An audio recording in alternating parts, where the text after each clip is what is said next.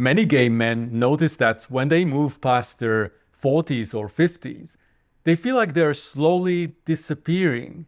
There's this unspoken expiration date stamped on you, and most of us just accept it without question. We buy into lies about our worth. We retreat from spaces that used to feel like home, and we convince ourselves this is just how aging works. In the next minutes, I'm breaking down exactly what's happening, and then we'll see if it's possible to completely flip the script on this one. Here's a comment I got on one of my videos that really hit me. Someone wrote, "I turned 30 in a year and I question if I'm going to be too old to date." 30! Why is this happening in the gay community? If you think about the straight world, a man at 50 is hitting his stride. Think George Clooney. But for us, we're supposed to be past our expiration date. This isn't by accident. We've absorbed messages from media, advertising, and the gay culture itself.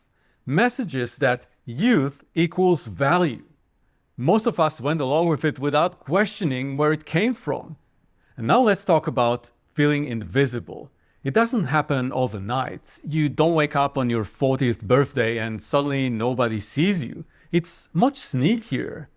It starts with shifts in how people respond to you, especially in gay spaces. And slowly, you start questioning yourself. That's when the real damage begins. When you start believing maybe you really are past your prime. So, what's actually causing this? Let's get honest about gay spaces. Think about the last time you were in a gay bar or club or even a community event. These spaces have an unspoken dress code, and it's not about what you're wearing. It's about how old are you, how you look, whether you fit this narrow idea of what a gay man should be. They're built for one type of guy. The energy, the attention, everything gravitates towards the guys these spaces were designed for. The lighting, the music, the entire vibe appeals to guys in their 20s and 30s. You feel like you're crashing someone else's party. And if physical spaces aren't excluding enough, technology makes it worse. Dating apps use algorithms that bury profiles of older guys deeper in the stack. Your profile could be perfect, your photos could be great, but if you're over 40, good luck getting seen. You're not imagining fewer matches. The game is rigged against you from the start. Now, let's talk about what all this exclusion does to you. Being overlooked, treated like you don't matter, that stuff piles up. It gets under your skin. I get comments like this one from a 59-year-old. The invisibility when I go with friends to bars is painful. People feeling like no one notices them anymore. Some catch themselves apologizing for existing. Maybe even a voice in your head starts whispering that you really are past your prime. Maybe you should just accept being invisible.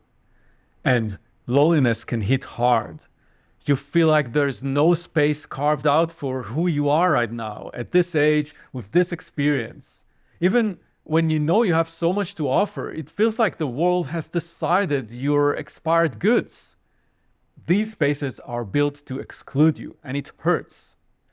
If you become guarded about putting yourself out there again, that makes total sense. You're protecting yourself from more hurts. Quick pause here. If you're finding this helpful, I invite you to check out my private community, True Gay Connections. It's an online group where gay men connect and form authentic, deeper friendships. Check out the link in the video description. So, now that we start to understand what's actually happening, there's something else going on here that nobody talks about, and it might change how you approach this whole situation. Here's what I've noticed happens to guys who refuse to accept this invisibility as their final story. I get many comments like this one that shows what's possible. I met my partner on my 52nd birthday, so never too old to find new love. And we are having those honest, open conversations without fear or pretense. This is what makes it the most fulfilling relationship I have ever been part of.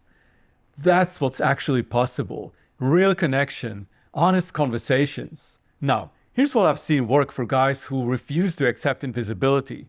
They look beyond the mainstream gay spaces. For example, joining activities where your experience is valued, like book clubs, hiking groups, or volunteer organizations. Places where being established and knowledgeable actually works in your favor. You'll need to try different groups and different spaces, both online or around you if you have. But eventually, you'll find the right community.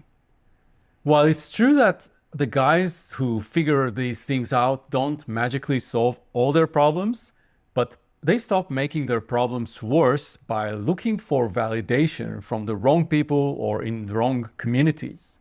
You have value that goes way beyond what the mainstream gay spaces recognize.